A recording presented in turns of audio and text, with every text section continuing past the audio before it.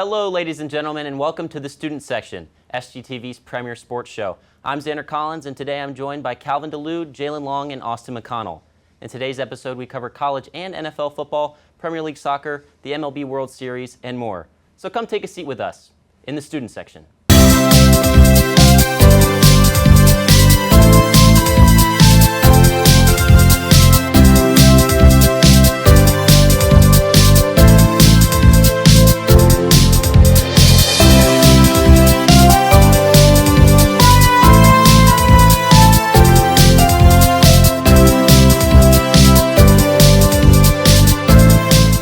Gentlemen, the end of the college football season is just around the corner, meaning we have quite the sample size. My question to you this week is simple. Out of the 3 undefeated teams left in the country, who's got the best chance to win it all? I've got to go with Ohio State. They're the reigning champs, and despite all the players they lost to the NFL, the team hasn't skipped a beat. On offense, they got a dynamic duo of Jeremiah Smith and Carnell Tate. Defensively, they've got the best player in all of college football with Caleb Downs. What stands out to me is their defensive guru in Matt Patricia. Yeah, Jalen, I'm going to have to agree with you. It's hard for me to not choose Ohio State. They have defeated 2 ranked teams already. They have Michigan at the end of the year, who's currently ranked number 21. They don't really scare me, though. Michigan doesn't. The Wolverines, alongside with everyone inside the top 10, is beatable. And if Ohio State plays Buckeye football, they're going to have no problems beating Michigan.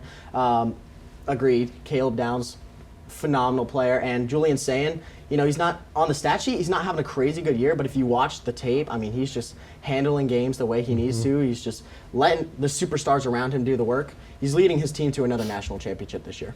Well, I definitely think Ohio State's the popular decision, but I'm going to have to take the Texas A&M Aggies, and for the big reason being, I'm a big fan of Marcel Reed. I'm loving what I'm seeing from him on the field this year. You saw him against LSU. He ran for 2 touchdowns and threw 2 touchdowns. It's a team with talent on both sides of the ball, and I really think the Aggies have a good chance of winning it all this year.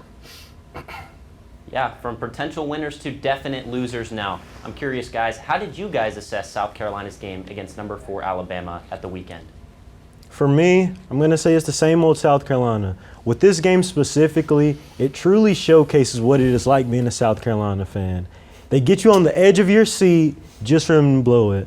Isn't it something? We almost beat them last season as well. Yeah, tough loss, tough way to lose. I think LaNorris is a top 5 quarterback in the next year's draft, right, if he goes. But that's the second time, back-to-back years, that he has fumbled on a potential game-winning drive against Alabama. Some good news. I thought the run defense looked really solid against Alabama. They only held him to 72 yards on the ground.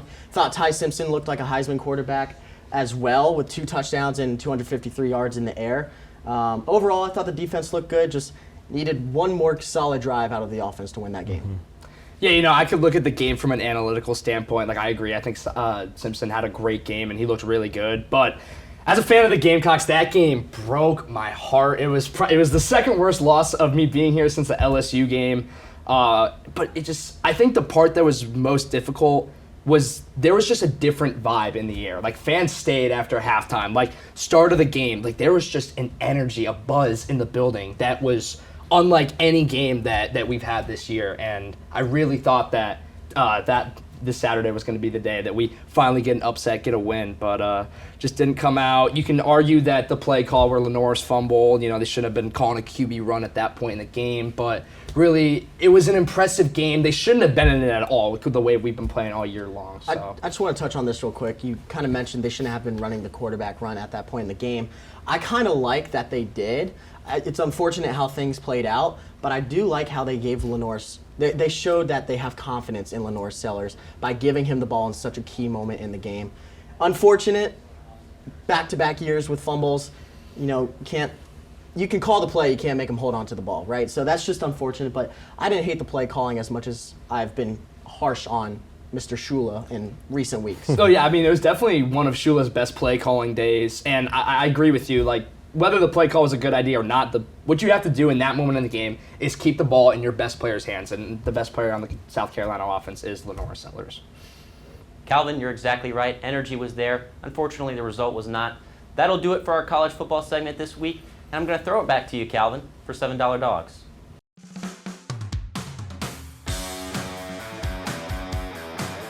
All right, baseball fans, welcome back to $7 Dogs. We are 4 games into the World Series, and boy, has it been a wild one. The Dodgers and Blue Jays are currently tied at 2 games apiece with Game 5 in Los Angeles tonight. Game 1, the Blue Jays showed up and showed out with an offensive trounce over the Dodgers, beating LA 11-4. The Dodgers were quick to respond, though, as Yoshinobu Yamamoto pitched his second complete game of the postseason, allowing 4 hits, 1 run, and 8 strikeouts in LA's 5-1 Game 2 victory. Then, after a day of rest, the teams traveled to Los Angeles and played one of the greatest baseball games fans will ever see. Shohei Ohtani had another generational day with 4 hits, 2 homers, and 5 walks, 4 of them intentional. After 9 innings, the Jays and Dodgers were even at 5 apiece, and it would be another 9 innings before Freddie Freeman came up clutch in the World Series once again, hitting a walk-off solo shot in the 18th inning to give the Dodgers the Game 3 win and a 2-1 series lead. At that moment, it felt like the Dodgers had the momentum and were going to sail away with another championship. But Toronto came in 17 hours later and showed us that despite popular belief, Shohei Ohtani is still human. The Blue Jays pitching staff struck out Ohtani twice and drove in 4 runs against him, while Vlad Guerrero Jr. hit another monster shot for a 6-2 victory in an even series. Both these teams are leaving it all out on the field, and it wouldn't be surprised if we see a Game 7 in Toronto this weekend. That's going to do it for this week's edition of $7 Dogs, and I can't wait to talk about our World Series champion next week. Now, I'll send it over to me and Jalen with the 2-minute drill. Welcome back to the 2-minute drill. I'm Calvin DeLude, joined by Jalen Long, and this week we've got something special for you guys. We're going to be giving out our mid-season awards. Jalen's going to start us off with who he has for Offensive Player of the Year. So, Jalen, who's your Offensive Player of the Year at this point in the season? My Offensive Player of the Year is easily Jonathan Taylor. He has 850 rushing yards, averaging 5.9 yards a carry, with 12 touchdowns. In the passing game, he's got 206 receiving yards with 2 touchdowns. Cal, give me your Defensive Player of the Year. Well, I'll just start by saying you're absolutely right about that take. I was praising him last week, and I'll do it again. Jonathan Taylor is having a stellar season, and I expect him to keep it up during the second half of the year. As for my Defensive Player of the Year, this was a hard one to pick. You have guys like Micah Parsons, who's been balling out on his new team. There's guys like Nick Bonito, who I think is surprising a lot of people this year with the season he's having. But I'm going to go with the 2023 Defensive Player of the Year and take Myles Garrett. He's having another monster season. He's tied for the league lead in sacks with 10, 5 of them coming this weekend against your Patriots. He's a very bright light on a dark Cleveland season, and I see him coming away with a reward. Now let's talk about the Coach of the Year. A lot of impressive candidates, but who do you have, Jalen? I'm in between a rock and a hard place with this one. For my Coach of the Year, I'm leaning Mike Vrabel of my New England Patriots. The Patriots won 8 games the past 2 seasons. They've already won 6 in Week 8 of this season. Ben Johnson of the Chicago Bears has a case as well. Comeback Player of the Year, who you got, Cal? You know, I can't say your answer surprises me there, Jalen, but as for Comeback Player of the Year, I know a lot of people don't like that the award has turned into giving it to players who stunk and then revived their career, but I think Daniel Jones is the most deserving player this season. He was completely written off by the Giants, backed up Sam Darnold last year in Minnesota, and only got the starting nod because of Anthony Richardson's injury in the preseason. He's a top 5 quarterback in the NFL this year, and I have him as my Comeback Player of the Year. But a quarterback can only succeed if the guys up front are blocking for him. So, Jalen, who do you have as your Protector of the Year? I like how you ended that. We've got to show some love to the big fellas. My Protector of the Year is Quentin Nelson of the Indianapolis Colts. He is the best offensive guard on the best line in football. Now for our game of the week, we got the Kansas City Chiefs on the road to take on the Buffalo Bills. I've got the Bills in an extremely close one. Kansas City has been hot the past few weeks, but someone has to stop it, and I think Buffalo will, defending their home territory, Orchard Park. How about you, Cal? I mean, I'd love to disagree with you, Jalen, you know that, but I'm going to agree with you here. The Bills haven't been playing their best football the past few weeks, but they exploded in Charlotte last weekend against the Panthers, and I think they're going to turn it around and beat this Chiefs squad, who, in my opinion, is having a very fraudulent 5-3 season. That's all we have for you folks this week. Thank you for joining us on the 2-Minute Drill. Now, over to Zander Collins for Top Bins. Hello, ladies and gentlemen, and welcome to Top Bins, the student section's premier soccer segment. I'm Zander Collins, and in honor of Halloween, I've decided to try something a little different. To stay on the spooky theme of the week, we're going to go over a nightmare situation for each of the Premier League's top 6. Let's take to the pitch. Welcome to a scary edition of Top Bins. We start with the current league leaders, Arsenal. Arsenal are on a great run of form. They haven't conceded more than 3 goals since last December.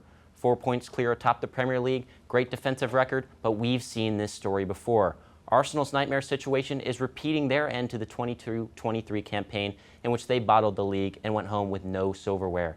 In 22-23, when they were 8 points clear of Manchester City, they absolutely bottled the league, allowing the Citizens to grab their third Premier League trophy in a row. Arsenal are consistently one of the best teams in Europe every season, but are yet to win any major trophies during Mikel Arteta's 5-year reign. Arsenal's nightmare is settling for second best and wasting the primes of players like Bukayo Saka and Declan Rice. Terrifying.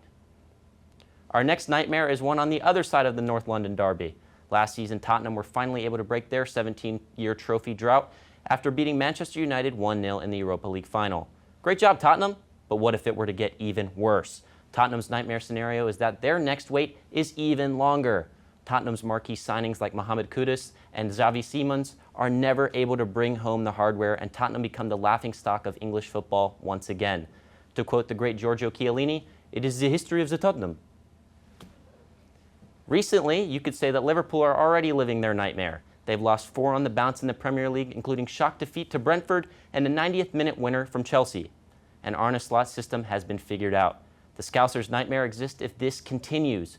It's looking as if their £450 million summer transfer window is going to be more successful in FIFA career mode than it is in real life. Beware of Liverpool's nightmare, because it's alive. Heading to the red half of Manchester now, Manchester United need to worry because their nightmare has already happened and might return. Prior to their current run of form, they were one of the worst sides in Premier League under Ruben Amorim. Last season, they finished 15th and were shaky to start this season. Their nightmare is that their recent results were a fluke under Amorim. Manchester United fans, enjoy it while it lasts, because no game is an easy game when Ruben Amorim is your manager. The blue half of Manchester now. Erling Haaland has been a dominant force for Manchester City this season, so much so that Man City have become heavily reliant on him for results. It has been over a month since a different player has scored for the Citizens, and teams are starting to take notice. The next highest goal scorer in the Premier League for Manchester City is a 4-way tie between Ryan Cherki, Phil Foden, Matheus Nunes, and Tijani Reinders. Each of them have just 1 goal. It is no secret that City have had a difficult time finding the back of the net through other players, meaning their nightmare is Erling Haaland slowing down. Our last nightmare is perhaps the most frightening of all. In early September, Chelsea were charged with 74 alleged breaches of FA rules. If found guilty, Chelsea could face transfer restrictions and even point deductions. While their nightmare is a long shot from happening, it could set back Chelsea for many years, and that is truly scary. That will do it for this Halloween edition of Top Bins. I'm Zander Collins, and I want to thank you for watching. I'll see you next week on the pitch, and now I'll throw it over to Austin McConnell for the Hot Lap. Welcome back to the Hot Lap, the student section's premier NASCAR segment. We are in the final week of the 2025 NASCAR season, and it's championship weekend out in Phoenix. 4 drivers will have 1 shot at the Bill France Cup on Sunday afternoon, and here's who to keep your eye on. It's Joe Gibbs Racing versus Hendrick Motorsports battling it out with 2 drivers from each team competing. For Joe Gibbs, Denny Hamlin and Chase Briscoe. As for Hendrick, last week's winner William Byron and Kyle Larson. Let's start with the Toyotas. Denny Hamlin has 6 wins on the season, the most in the Cup Series, and is still looking for his first NASCAR Cup Series championship. It seems to be Denny Hamlin has been there when it matters at the end of the race, and has capitalized many times. However, can he win one more race this season, one of the most important of his already successful career? His teammate Chase Briscoe has been on fire these playoffs. However, this isn't new to him.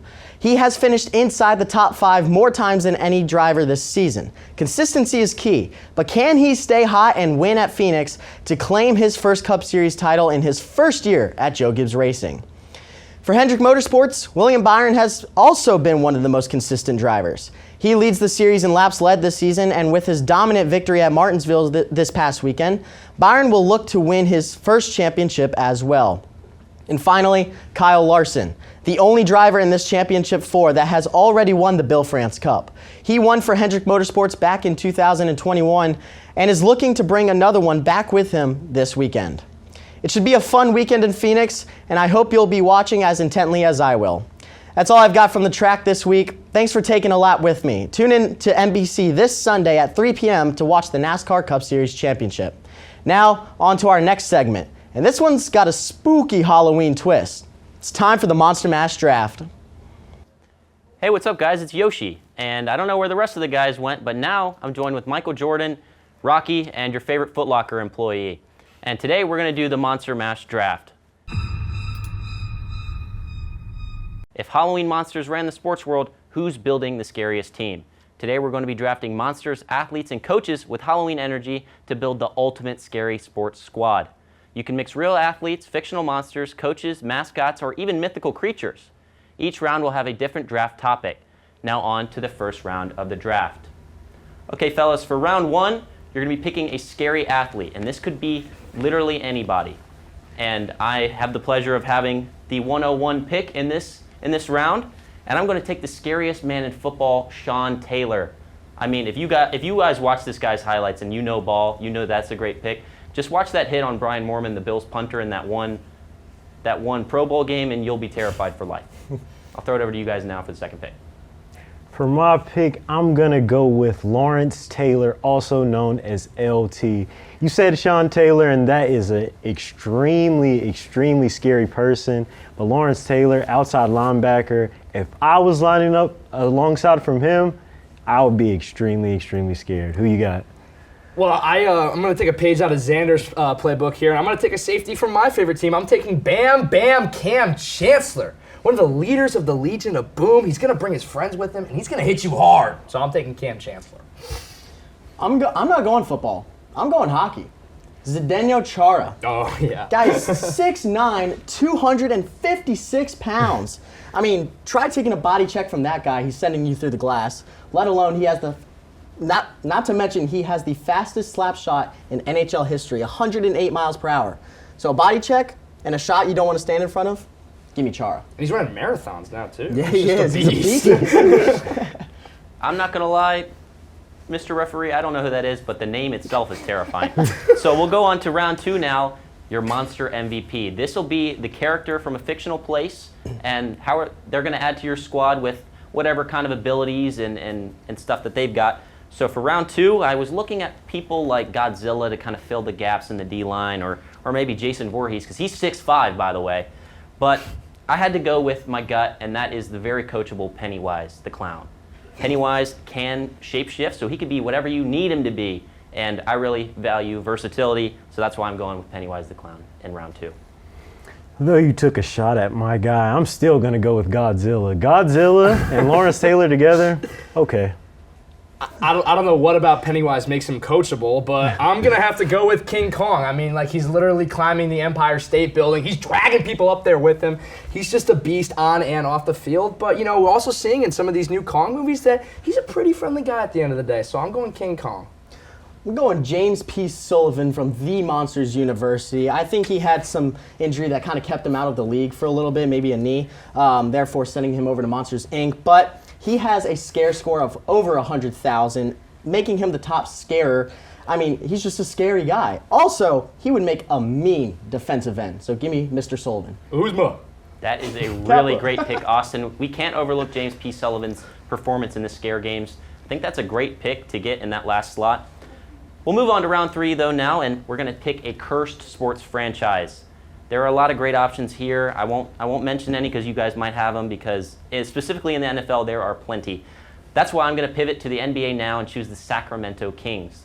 They've got the longest championship drought in American sports, and we all know that they kind of got messed with by your kind, Mr. Referee, in that Western Conference Final against the Lakers in the mid-2000s. So that's why I'm going to pick the cursed Sacramento Kings. I'll go over to the NFL. I'm going with the Cleveland Browns. This franchise is just so bad. But to the bright side, they're brown. They can poop on you. So I'm going with the Browns. What? I don't have anything to say to that. I'm going with the Boston Red Sox. I know that they've shown success recently, but they went 85 years without a championship because of the curse of the Bambino, because their owner wanted money to profit his Broadway play, and he traded his best player? Like, what is that? That's a curse right there. 85 years, no championship. And also, just like, we don't mess with the Red Sox here, so I'm taking Boston Red Sox. I'm going to go with the Buffalo Sabres. The last time the Sabres made the playoffs was 2011, 14 years ago. It's been a long time. They can't seem to get that one superstar, player or players, to get them over that hump. And I I think that's a pretty big curse if you ask me. So I'm going with the Buffalo Sabres. Some cursed franchises from you guys there. We'll move on to round 4 for the comeback undead player. And when I was kind of filling out my big board for this draft, and I had things like Barcelona against PSG. That's the greatest comeback of all time, the remontada. We had LeBron's hairline was another one I was thinking of. But I had to go with the greatest of all time, Michael Jeffrey Jordan, after he came back from baseball and helped the Bulls win some more championships. I don't know how you guys can argue with that, but I'll throw it over to see if you can. Honestly, even though I'm wearing the jersey, I'm not going to try to argue with that. I've got McCorkle Jones, former New England Patriot. The 49ers are 5-3. I'm going with the McCorkle Jones. Okay, yeah. I mean, he's had 3 good games. I'm going to pick a quarterback that actually has a good reputation. I'm taking Kurt Warner. I mean, the dude was bagging groceries, playing arena football, and then he led one of the best offenses we've ever seen. Kurt Warner, comeback. I'm going to go a little more recent. I'm going to go with Rico Dowdle. The Cowboys gave up on him. They said, get out. You're locked out of the facility. And then he puts up over 200 yards on them, puts up another 200 the next week. Last few weeks, he's had over 500 yards. He's having a revenge season, so give me the former Gamecock.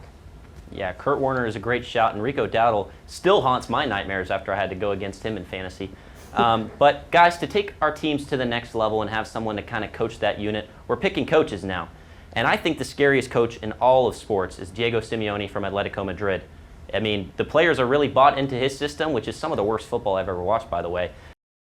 They just all are defending. So if he can get players like João Felix to defend, then I'm behind him. And I think he can get Michael Jordan, the Sacramento Kings, Pennywise, and Sean Taylor to do some real damage. To finish out my team, I'm going with Iron Man. Iron Man, Godzilla, Lawrence Taylor, a bunch of menaces. Let's go. Let's go. I love it. All right, I'm going with something a little more just basic Halloween. I'm just going with the plain old witch because I think she's going to bring some black magic to the team that we're seeing a lot from the Kansas City Chiefs, if you know what I'm talking about. And she's going to cast some spells. She's going to make some things happen, and we're going to get what we want because she knows how to make a good little potion. She knows how to make some magic happen. So we're going with the witch. I'm going to go with Doc Hudson. He's a very fundamental teacher, hard hard-nosed, kind of reminds me of a Herb Brooks. He will not show any emotion, but he will be proud of you when you lift that Lombardi. I'm going Doc Hudson. He's the GOAT. Those are great picks, gentlemen. I wish that this were real so that we could see how they would match up with each other, but that'll do it for the Monster Mash draft, and we'll see you on the fun segment next week. That wraps up our show for tonight. I want to give a special shout out to Calvin's 7th grade costume for playing a big part in this one, and I want to thank you for tuning in to the Student Section Sports Show on SGTV. Be sure to follow us on Instagram, X, and Facebook at SGTV at USC. And to keep up with all of our content, be sure to also visit us online at SGTV at USC.com. Alongside Jalen Long, Calvin DeLude, and Austin McConnell, I'm Zander Collins, and we'll see you here next week on The Student Section.